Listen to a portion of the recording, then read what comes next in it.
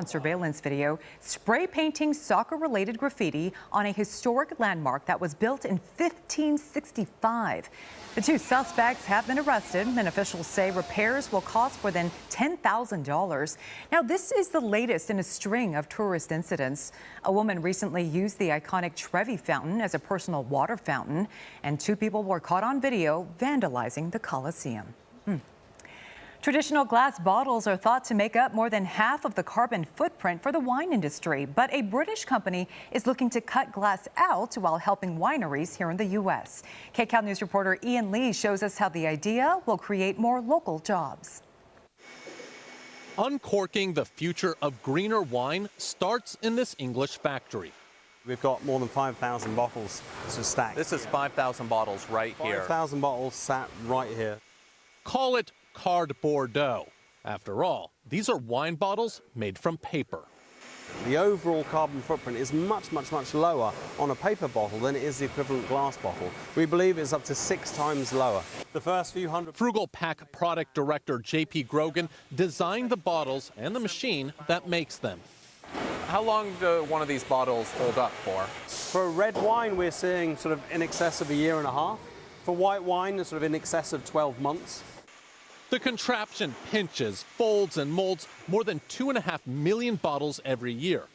A plastic insert holds the liquid, and all materials are 100% recyclable. The whole idea is that we locate the machine close to the producers of the beverages to just limit the amount of movements. Allowing bottles to be made locally saves on hauling heavy glass. My first thought was this could be very successful. California-based Monterey Wine Company bought a machine to cut their carbon footprint. We've dedicated ourselves to sustainability. And making bottles locally had another appeal. So you are kind of like bringing jobs back to the United States. Our partnership with Frugal Pack has allowed us to get behind the scenes in how this bottle is made and find U.S. producers. Creators say the cost for a paper wine bottle is about the same as glass, but hope as more companies switch to paper.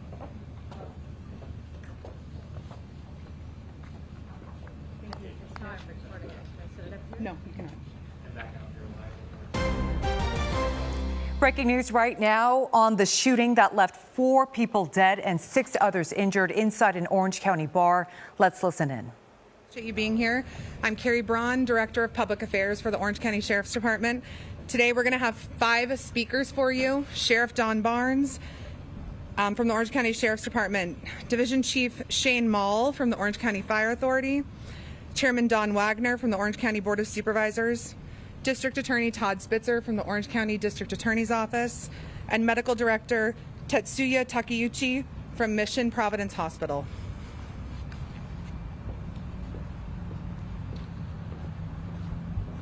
Thank you, everyone, for being here today. It is unfortunate that we're back together talking about another mass shooting incident in Orange County. It was only last year we had the incident at Geneva Presbyterian Church. Today we're back again talking about another incident within our jurisdiction. I want to thank you for taking time to cover this story. It's an important one. I will share with you details as we know it as of today. I will also stress to you that this continues to be an ongoing investigation, meaning that we are still processing the crime scene and probably will still be doing that into tomorrow. And it's just a sad day for us. Trapico Canyon is a very quiet community. It is a very close community, and Cook's Corner for decades has been a part of that community. And I will start by just maybe clarifying the media, not being critical, but the media has referred to Cook's Corner as a biker bar, and it might have been what it was 30, 40 years ago, but it's transitioned into something much beyond what it is. It's a gathering place. It's a place for families to go to share a meal, and it's a tight-knit community within the Trapico Canyon. And I just want to stress that what happened there yesterday is not a definition of or not consistent with what Cook's Corner in that community is known for. It's a tragedy. We mourn for those who lost their lives, their families. Our condolences to you. To those who were injured, we will be with you to help you recover. And as we progress through this, we will highlight some of the lessons learned and most importantly, highlight the great response that we had, not only from the Orange County Sheriff's Department, but that also from the Orange County Fire Authority as we navigated this very dynamic incident that was unfolding before us.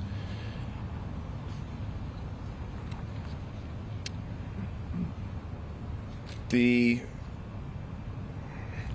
don't know how to start any other way than just saying last night was spaghetti night at Cook's Corner. People gather on that night, they share a meal, it's a tight-knit community. It's a tradition that's been taking place there for some time, and it was very tragic in how it unfolded rapidly. I want to stress also that as this unfolds, and I want to thank you for your patience as we navigated the many challenges of this dynamic incident. I know that as the media and the community, you want information, and you want information fast. And we want to provide that information to you. But first and foremost, we want it to be accurate. And to do that, we have to go through the processes of the investigation. We owe that to the families, we owe that to the victims' families, we owe that to the community. I'm going to walk you through the progression of events that occurred yesterday at Cook's Corner.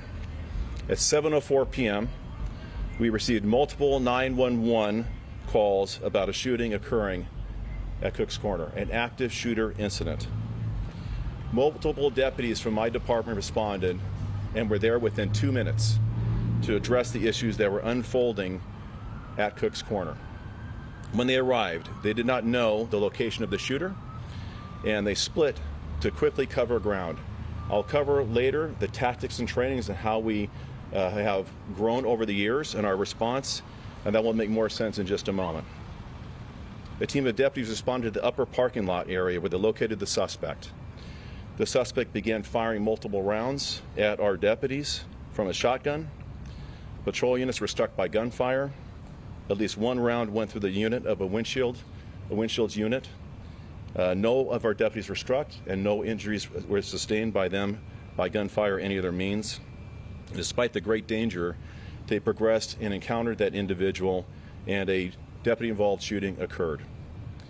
Multiple deputies were involved in the shooting, and we do know and do believe that it was a gunfire from those deputies that ultimately took the life of the individual. Without a doubt, and without the immediate response of them starting immediate tactical first aid and creating an environment where OCFA, Orange County Fire Authority paramedics, could then get into the hot zone and start treating individuals. And this is a collaboration that's taken place for years with our agencies. Undoubtedly, more individuals might have may have lost their lives. What I'm sharing with you today is a culmination of witness statements who were there, and also body-worn camera video that's been reviewed to draw a chronology of events that occurred within that area. The suspect, John Snowling, 59, residing in Ohio but with a residence here in Southern California, was the individual who shot and killed 3 people and injured 6 additional. We're still gathering information about him and what his motives were. We do know he is a retired sergeant from the Ventura City Police Department, retiring in 2014. We do know that he took up residence in Ohio.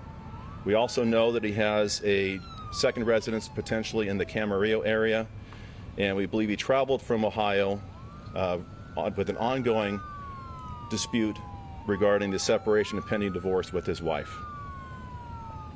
I'm going to cover the progression of events that took place. What we know by witness statements is that at that time, 7:04, Mr. Snowling entered Cook's Corner. We believe he had 2 firearms in his possession. He then went directly to his wife, who was within the business portion, the interior portion of Cook's Corner. By witness statements, we do not believe that there was any argument that ensued. He drew a weapon. He fired upon his wife, soon-to-be ex-wife, through divorce proceedings.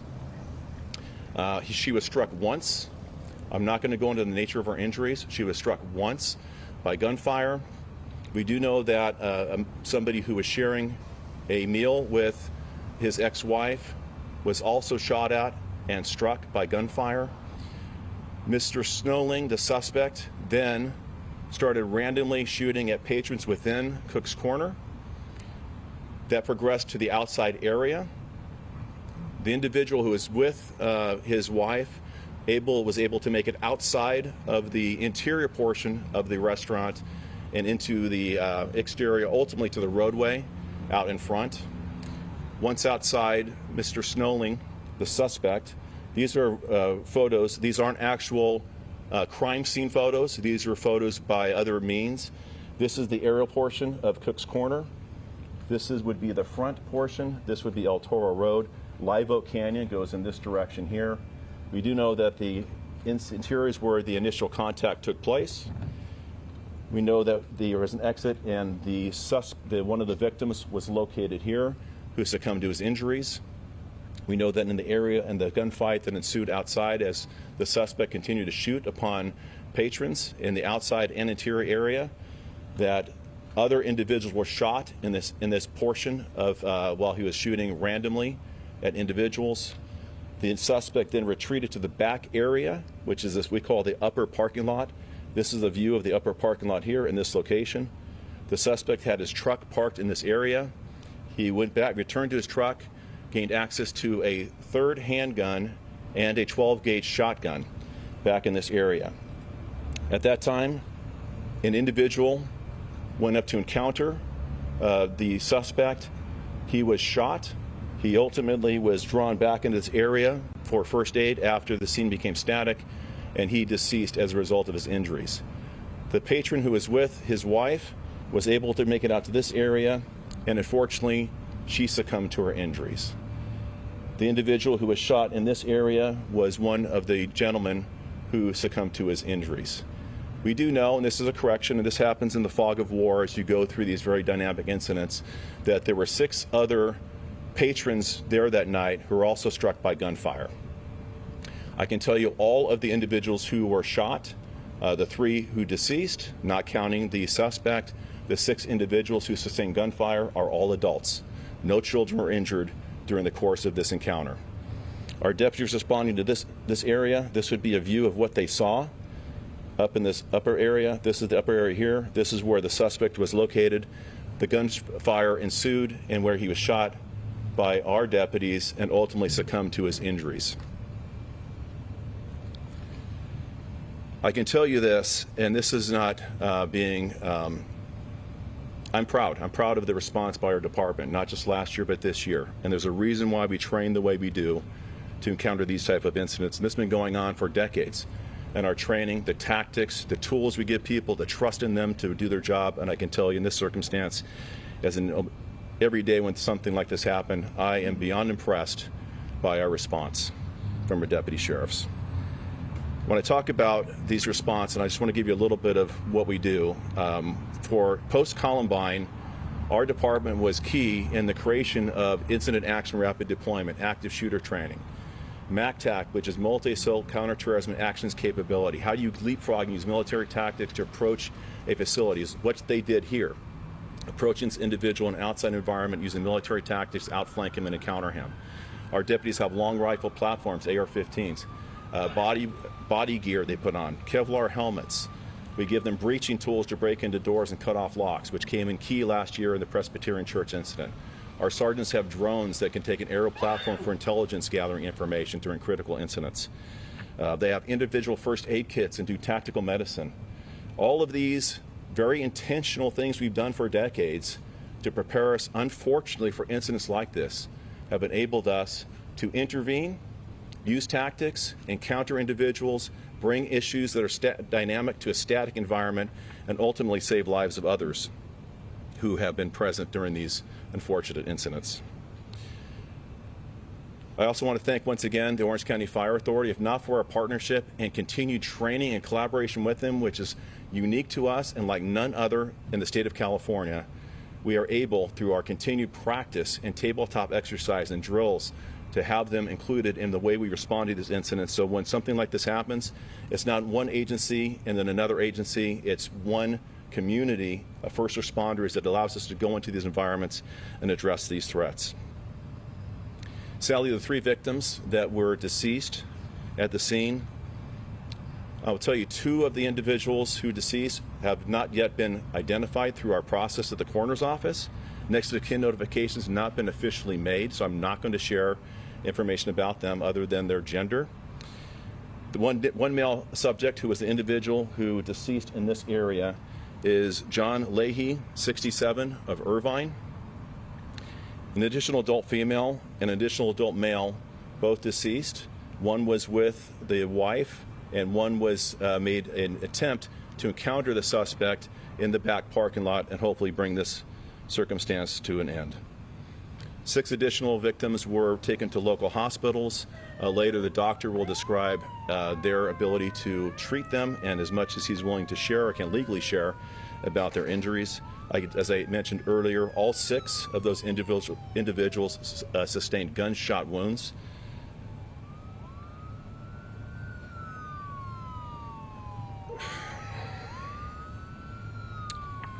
I'm going to talk about how many people showed up. It's actually beyond impressive. I mentioned within 2 minutes of the 911 call, we had people, our deputies were on scene encountering this individual, which means that within 2 minutes, this individual created that much havoc upon individuals and created that much damage to those who were patrons within the establishment. We had over 80 patrol units respond to this incident with over 100 deputy sheriffs who were on scene in different capacities, providing crime scene management, dealing with the individuals who are there, treating to their care. We had our 4 divisions of the Sheriff's Department investigations units were there. Homicide took the lead on the investigation, but our entire criminal investigations division responded.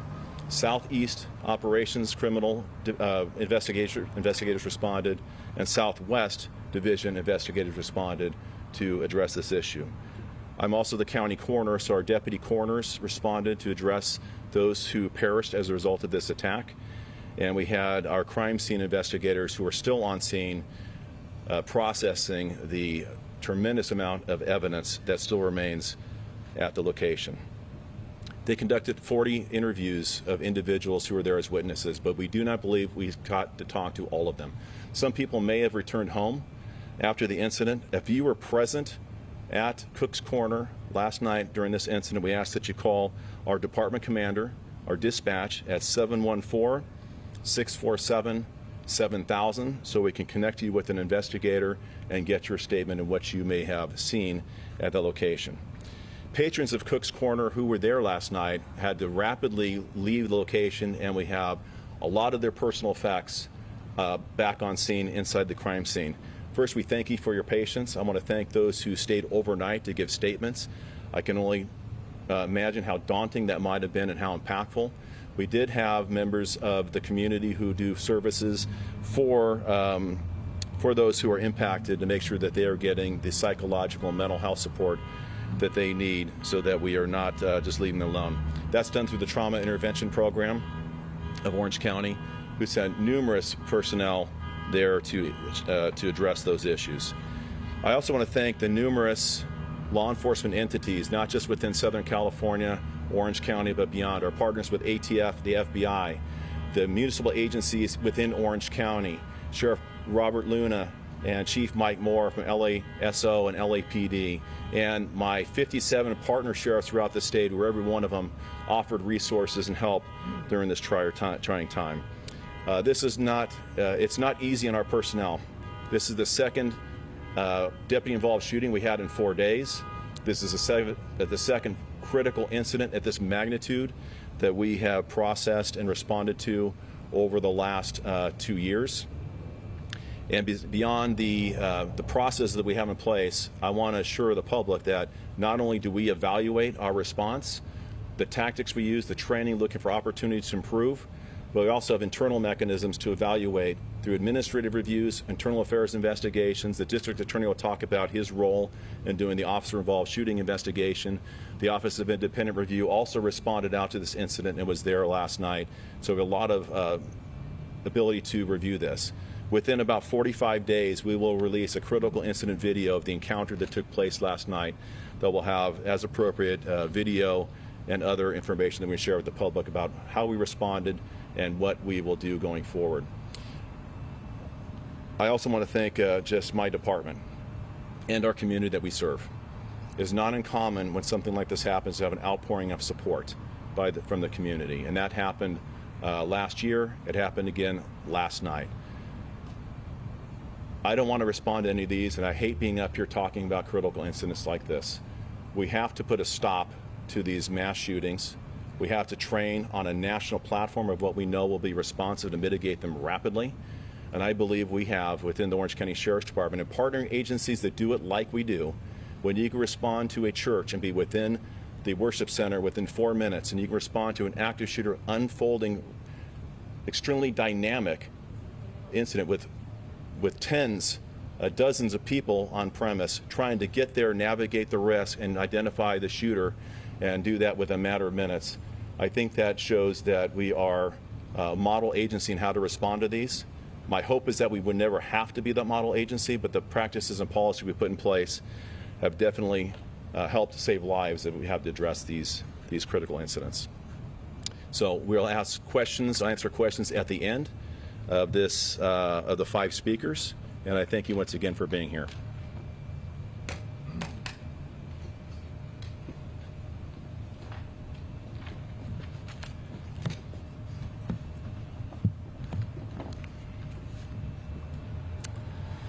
Good afternoon. First of all, our hearts go out to all the victims, their families, the first responders, and anyone who was impacted by this horrible tragedy that happened yesterday. I'm going to summarize the OCFA's involvement in the chain of events from our perspective. At approximately 7:05 p.m., OCFA firefighters responded to Cook's Corner to assist the Orange County Sheriff's Department for a reported shooting. The first engine, Orange County Engine 42, arrived on scene in just under 4 minutes. Immediately upon arrival, the Orange County Fire Authority and the Orange County Sheriff's Department went into unified command. Thanks to the quick and courageous work of the Orange County Sheriff's Department, our firefighters were cleared to enter the scene very quickly and were able to begin treatment and transport of the patients that were on scene. Ultimately, 4 patients were pronounced deceased on scene, one of them being the shooter, and 6 patients were taken to the hospital, 2 of those in critical condition. The phenomenal work by the Orange County Sheriff's Department to rapidly secure the scene empowered our firefighter paramedics to get in there and save lives. I'm proud to report that the 6th and final patient was loaded in an ambulance and off scene to a hospital in just under 46 minutes, which is an incredible feat in a hectic environment such as this kind of scene. We at the Orange County Fire Authority, as well as the Orange County Sheriff's Department, train for these events frequently, both individually and together. To be able to secure the scene that quickly and get our paramedics in there to render treatment and take the patients to the hospital that quickly is a real tribute to the training, professionalism, collaboration, and the execution of our 2 agencies when they work together. At the conclusion of the incident, all OCFA members who were part of the incident went through a critical incident stress debriefing process. As you can imagine, the sights that they saw that night were pretty horrific.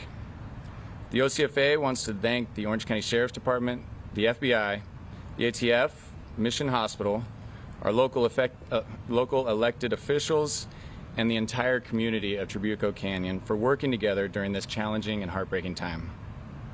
This tragic incident weighs heavy on the community as well as our first responders, and our hearts to go out to all who were involved. Thank you.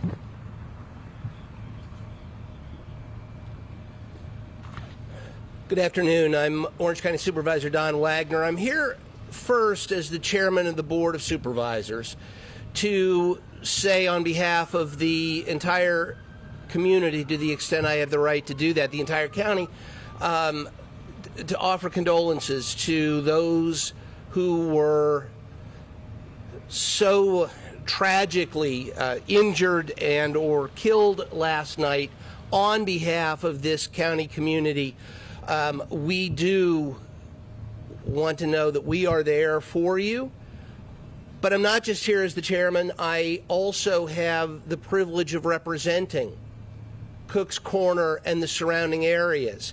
And I want to say on behalf of the people out there that I represent, I want to say thank you for that outpouring of love and support that's come to so many as a result of last night, and to say thank you to the men and women of the Orange County Sheriff's Department, the men and women of the Orange County Fire Authority. You heard from Sheriff Barnes, you heard from Chief Mall about how well they worked together and how quickly they were out there. 2 minutes, that's a remote area. 2 minutes to have our Sheriff's Department there and actually running towards the gunfire and engaging and putting a stop to the carnage. 4 minutes to get our first responders in from the fire authority to treat the wounded, to do the job necessary to get them off to Dr. Takeuchi, who you'll hear from shortly. They rightly can take pride in their response last night. We in the county can rightly take comfort knowing that these men and women are so well trained and are out there and can respond so effectively, so efficiently, so quickly in such a terrible situation. I want to talk a minute about the area itself. The sheriff told you, Cook's Corner, though we're hearing, oh, it's a biker bar, and in many ways it is. You go out there, you'll see motorcycles galore. There is a sea of chrome out there because it's really fun to ride your bikes out there. But the truth is that is a family spot. It draws bikers and so many others from around this county out there. It is a wholesome place. I've been out there when they've done charity events. I've been out there when they put on music shows for our veterans. This is a pillar of the community, to overuse that cliche, but it absolutely applies here. It was spaghetti night. We're seeing a community come together, and it will be forever sad. There's no other word for it. That such a happy place will now go forward under the shadow of what happened last night. I am in touch with community members out there. We are hearing there will be a vigil. At some point, there was an early effort to try to do it tomorrow. I understand in working with the Sheriff's Department that may be too soon to have the site available. So stay tuned for more details about the vigil that will be going on out there shortly, so that the community has an opportunity to come together and grieve and say thank you to the men and women of the Sheriff's Department. And last quick point about this incident, other incidents, and just the issue of mental health in our community. We encourage everyone struggling from this crime or otherwise in need of compassionate help to contact OC Navigator's Mental Health Crisis Support Line. The number's 855-625-4657. This county is determined to make resources available to everyone who is struggling from this horrific event and from whatever might be troubling you out there in this complicated world. We are here for you. OC Navigator's Mental Health Crisis Support Line, 855-625-4657. Seek help. Seek help for your friends and your loved ones. And thank you again to the Orange County Sheriff's Department and to the Orange County Fire Authority for their marvelous response last night.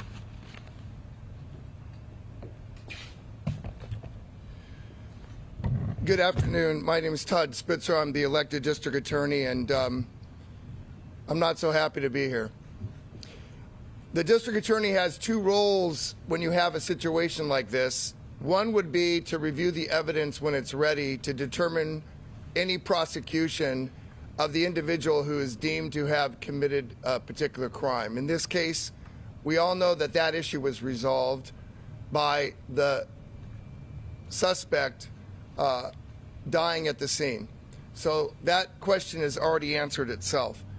The other role that the district attorney has is to review the officer-involved shooting to determine whether or not that was a lawful use of lethal force. Chairman Wagner talked about the fact he represents that district. I represented that district today, obviously, as a DA, but I was its county supervisor for 12 years and its state legislator for 6 years. This is personal. I am one of those bikers. I am one of those people that would often go on Wednesday nights to spaghetti night. I am one of those people who understand how the county and the canyons are grieving. It is iconic, it is special, and nothing that happened last night is going to ruin either the canyon, its austerity, its prominence, or Cook's Corner. We mourn the loss of life, and we mourn the loss of yet another piece of everyday America that is Cook's Corner. The shooter, John Snelling, I hate to even say his name, a former police sergeant. Let that sink in. Last night, brethren law enforcement officers killed somebody who at one time had earned the honor of being a sworn police officer, a sergeant in the state of California. That person is dead. So there's no prosecution, no trial, no opportunity for the surviving victims and loved ones he left behind to confront the shooter, to stand up tall against this kind of action and be counted. And what John Snelling stole from them is one thing that can never be replaced, and that's the life of their loved ones. And for those who survived, he stole their peace and their sense of security. For goodness sakes, police officers are sworn to protect our communities. We trust them with our lives. We call them when we need help. But instead of helping save lives, John Snelling shot and killed strangers he never met and tried to kill one of his dearly loved ones that he obviously at one time loved dearly and deeply. Orange County District Attorney investigators have been on scene since last night and all through the night and again today, and they are reviewing the shooting by 7 sworn deputy sheriffs that thankfully brought the end to the carnage. Our office is tasked with reviewing their conduct and whether a crime occurred, but I want to be very clear, because I don't want to have anybody think that while we're reviewing this, we don't understand something that I, as the district attorney, want to represent very, very clearly, because I've been fully briefed with respect to the evidence so far by my team and have reviewed their written memorandum and interviewed them. And there's nothing that I have found at this point to believe in any way whatsoever that their acts were nothing less than heroic, and that nothing they did last night indicates any criminal activity or excessive use of force in any way whatsoever. Those 7 deputies deployed, we've recovered at least 75 shell casings from a shotgun, from a rifle, and from handguns.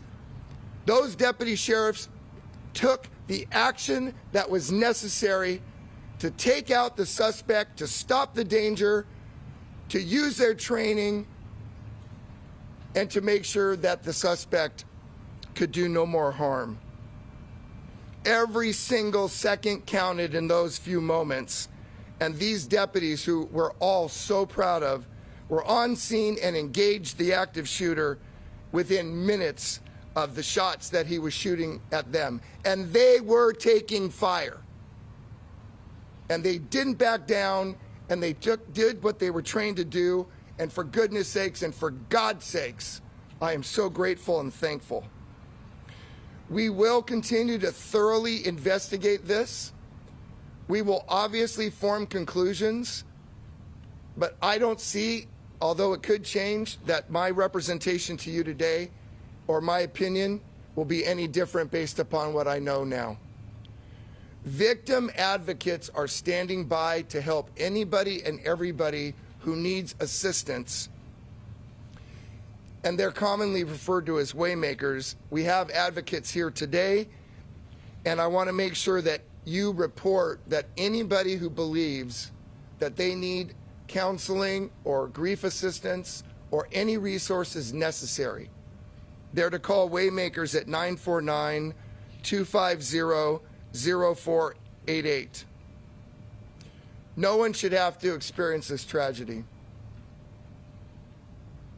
No one should experience an all-you-can-eat spaghetti event at Cook's Corner and find themselves faced with gunfire and peril and trying to escape and people who they love and care about harmed and in harm's way. This is our community. And the Orange County Fire Authority, the Orange County Sheriff's Department, all the other mutual aid agencies who deployed down Santiago Canyon Road and up El Toro Road and through Live Oak Canyon, these are places we know and we've known for years. So God bless America, but God bless law enforcement. And let me reiterate unequivocally, Orange County is a place that loves its law enforcement and its firefighters and its first responders. We support them. We don't denounce them here in Orange County. And let last night be a lesson to everybody else in America who's been tearing down law enforcement to understand this is exactly why we need them, because they stop danger, they protect us, and they care. They care deeply. God bless them.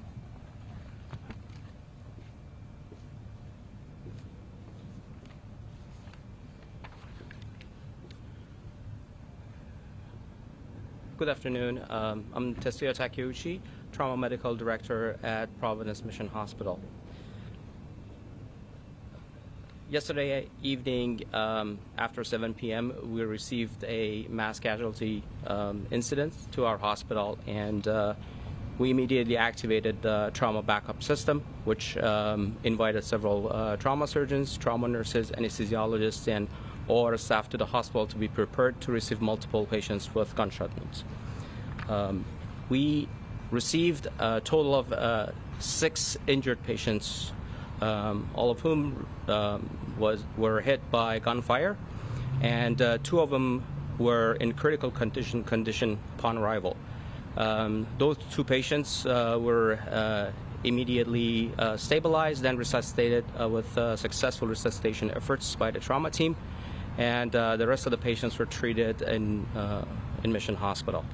Currently, all patients are stable, 2 still in critical condition, and 1 patient fortunately was able to release from the hospital. Others are still receiving active treatment. Thank you.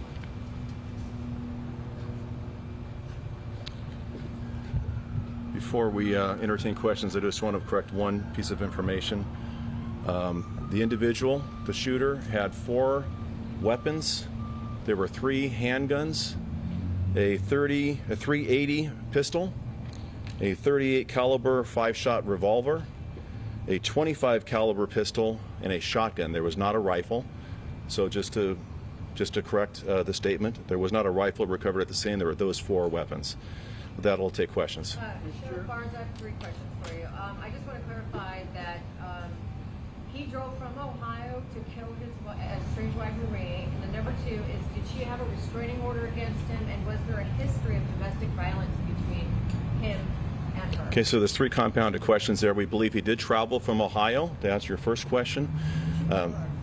Well, we don't know the motive because he's deceased. We do believe that when he arrived at the location, it was very clear based on his intent and our interview of witnesses that he walked directly to her. There was not a discussion, a dialogue, or an argument. He immediately fired upon her, striking her once. He immediately fired upon her, the lady who was joining her for dinner that night, striking her at least once, who later succumbed to her injuries when she exited the establishment onto the roadway. We're not aware of any domestic violence restraining order that's in place. There were legal proceedings going on as a result of their filing for divorce. They were separated. We do believe that his wife resided in Orange County at the time. We believe it in the city of Orange. He was out of custody. There was a hearing that was in early August. The status of that hearing, whether it occurred or not, we don't know. There is not any documentation to correspond with the outcome of that hearing within the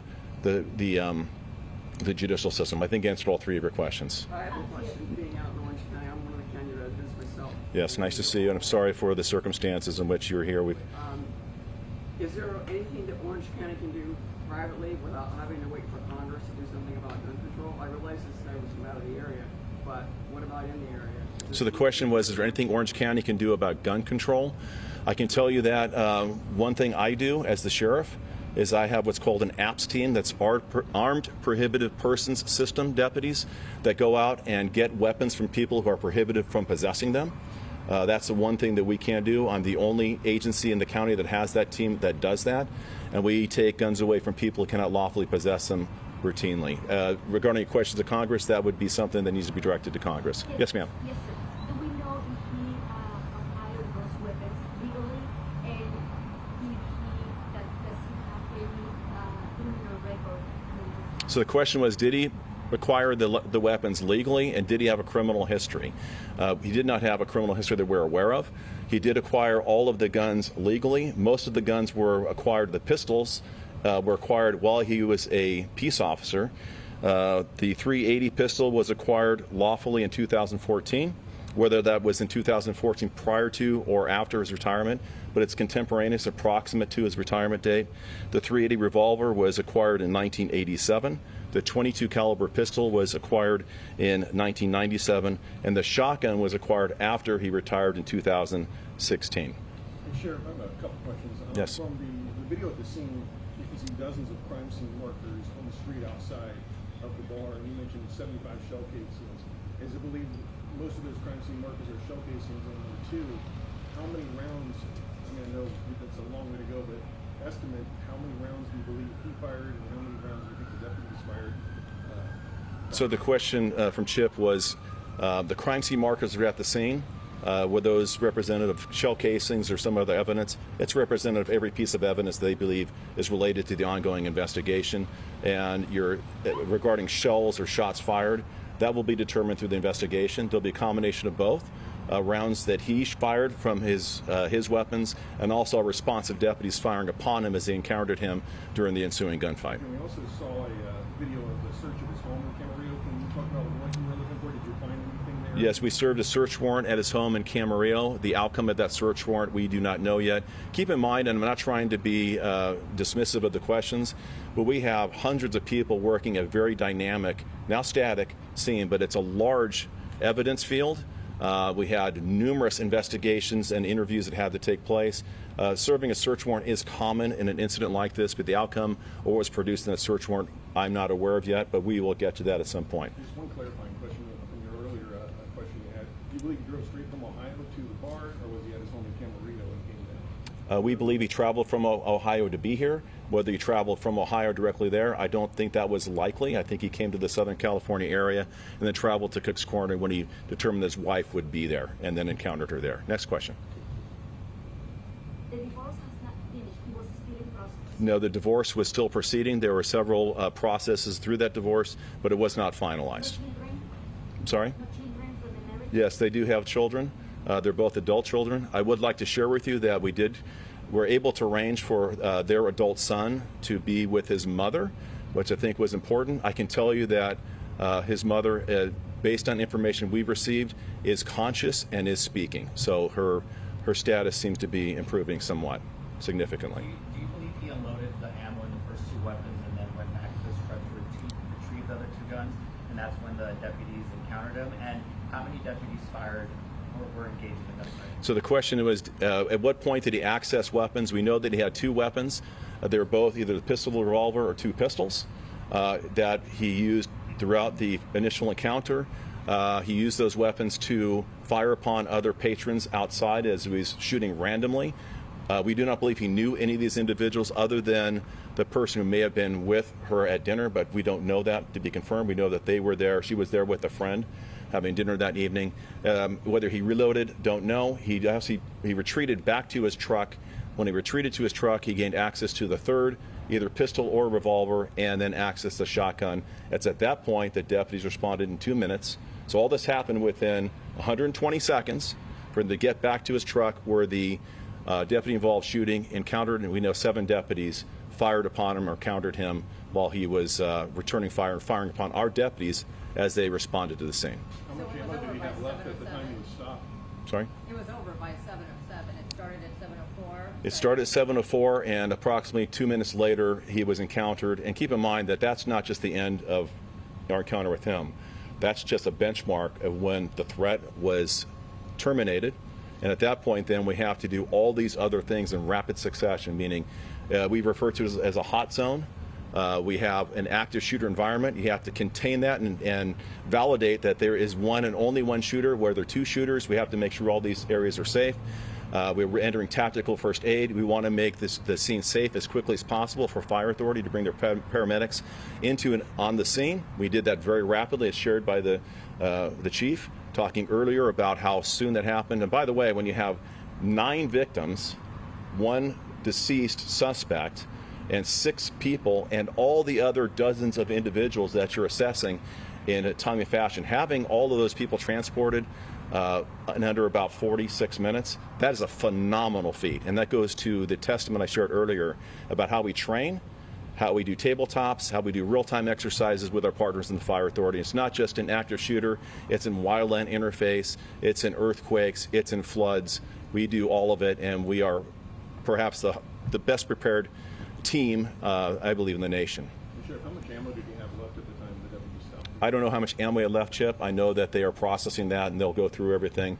They'll determine, based on shell casings that they recover, how many rounds he fired from each of the weapons. They'll determine how many magazines for pistols. Revolvers have a cylinder, so you have to load those manually. And then the shotgun, of course, has a shotgun shell. He was distant from us, so there's not going to be an issue, I believe, of them misconstruing our shotgun shells with his ammo because of how far away it was. But they'll count all that. They'll catalog it. They'll do the same thing with our rounds that were shot for the district attorney's investigation that he's conducting to make sure, and all this will take place. And as you can imagine, between that and other physical evidence, other items recovered, physical signs, blood trail, all those issues are evidence that needs to be cataloged that is enormous. And that will take at least another probably 24 hours to be able to manage that crime scene. Yep. So the question is, we were able to determine why he confronted her at Cook's Corner, and had he been following her. If he's following her, that's not anything we've determined yet, but that would be something we look at in the investigation through talking to family, other people that might be able to fill in those gaps. We're looking for a pattern of life, how he operated within 24 hours 1 week prior, so we can draw a picture of what he did previously. We do believe that he knew his wife was at Cook's Corner, which is why he drove to that location to encounter her. Okay, thank you for the press conference today. We appreciate you being here. I want to just end this in a moment of silence for the victims who lost their lives as a result of this tremendous and tragic incident. And our prayers go out to the families and the Trabuco Canyon community. We pray for all their recovery. Thank you very much. You just heard from Orange County Sheriff Don Barnes and a number of other Orange County authorities sharing what they now know about last night's deadly shooting inside Cook's Corner, a beloved establishment in Trabuco Canyon and across Orange County. Right there, sharing a moment of silence. We will have all the latest developments coming up shortly here on KCAL News at 4 p.m. But for right now, we're going to send you back